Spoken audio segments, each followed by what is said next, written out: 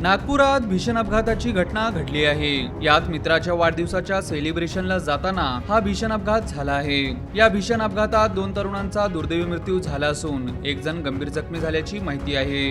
नागपुरात पहाटेच्या सुमारास हा अपघात झाला असून अपघातात मृत झालेले दोन्ही तरुण अल्पवयीन असल्याची माहिती आहे।